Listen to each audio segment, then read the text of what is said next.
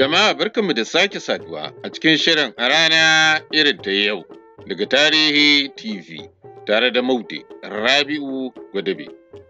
A ranar 14 ga Satumban 2018, Ministar Kuɗi Kemi Adeosun ta je mukaminta sanadiyar amfani da shaidar NYSC ta jabu. A dokar Najeriya wajibi ne ga duk ɗan ƙasa da ya kammala digiri kafin ya cika shekara 30 ya yi aikin bautar ƙasa na NYSC. Idan kuma ya wuce shekaru 30, NYSC za ta ba shi shaidar tsame shi daga shirin.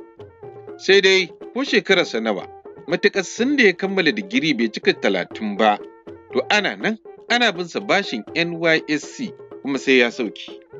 In kuma bai yi ba, doka ta hana ɗauke shi aiki ko na gwamnati ko na kamfani mai zaman kansa a Najeriya. A watan Yulin 2018 ne, jaridar intanet ta Premium Times ta bankaɗo cewa Kemi Adeosun na amfani da satifiket ɗin tsamewa daga NYSC. Hakan ya saba doka, kasancewa tun tana da shekaru 22 ta kammala digiri. Da wakilan jaridar suka bi diddigi kuma sai suka gano cewa satifiket ɗin ma na bogi ne, kasancewar ya bambanta da irin wanda hukumar NYSC ke bayarwa.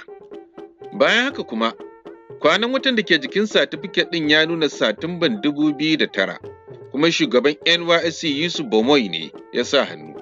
Sai dai Premium Times ta gano cewa tun cikin watan Janairun 2009, Yusuf Bomoyi ya sauka daga shugabancin NYSC. Don haka, babu yadda za a yi ya sa hannu kan satifiket ɗin da aka bayar da shi a Satumba. Kemi Adeosun dai 'yar asalin Najeriya ce da aka haife ta a Birtaniya, kuma ta kammala digiri a London a lokacin tana da shekaru 22. Sai dai bata zo Najeriya ta yi NYSC ba, sai ta kama aiki a Ingila. Ta fara aiki da kamfanin wayar tarho na British Telecoms, amma bayan shekara guda ta koma wani kamfanin ƙwararrun akantoci mai suna Goodman Jones. A nan ta yi ta aiki daga 1990 zuwa 1993. A shekarar 1994 sai ta koma hukumar sufurin ƙarƙashin ƙasa ta birnin London, nan kuma ta yi aikin shekaru 2. A 1996 ta koma kamfanin Prism Consulting, bayan shekaru 4 kuma ta koma babban kamfanin aikin akanta na PricewaterhouseCoopers. Nan kuma shekaru 2 tana musu aiki. A shekarar 2002 ne kuma ta dawo Najeriya, inda ta kama aiki da kamfanin zuba jari na Chapel Hill Denham. A shekarar 2009 ne kuma, bayan ta fara sansanin harkokin siyasa, ta sa aka nemo mata satifiket ɗin NYSC na bogi. Da wannan satifiket ɗin, ta samu mukamin kwamishina a jihar Ogun daga shekarar 2011 zuwa 2015. Kuma da shi ta yi amfani lokacin da shugaban ƙasa Muhammadu Buhari ya naɗa ta ministar kuɗi. Sai dai duk hukumomin da aka ɗora nauyin tantance takardun waɗanda za a baiwa mukamin siyasa ba su tada ballin ba. Ashe, a cikin majalisar dattawa, wasu sanatoci sun gano hakan. Sai suka ƙyale ta, suka koma suna amfani da wannan damar, inda suka nemi ta musu aren gizo a kasafin kuɗi.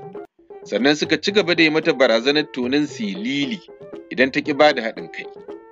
A rana irin ta yau ne kuma, wato 14 ga Satumban 2018, ta yadda ƙwallon mangwaro ta huta da ƙuda. Wato dai, ta rubuta shugaba Muhammadu Buhari takardar sauka daga mukaminta.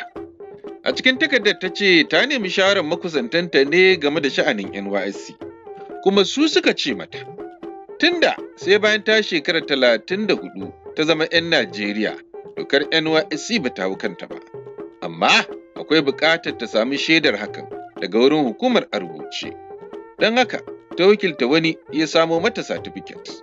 Sai dai ita bata taɓa zargin na bogi ya samo ba. Amma tun da yanzu gaskiya ta bayyana gare ta, shi yasa ta ajiye aiki.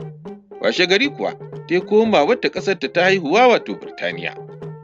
Sai dai kuma bayan da ƙura ta lafa ta shigar da ƙara gaban babbar kotu a Abuja, tana neman a tantance ko ta aikata laifi saboda rashin yin NYSC.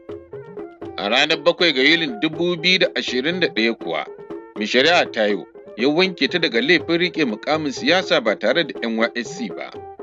Mai shari'a ya ce, tunda bata zama 'yar ƙasa ba sai bayan ta cika shekaru 34, maganar NYSC ta saraya a kanta. Sai dai kotun ba ta yi hukunci ba game da satifiket ɗin bogin da ta yi amfani da shi, saboda ba a gabatar da wannan magana gaban kotu ba. A madadin waɗanda suka taimaka shirin ya iso gare ku, Maude Rabi Gwadabe ke cewa ku kasance da Tarihi TV a YouTube da Facebook domin jin meman abubuwan da suka faru a tarihi a kowace rana.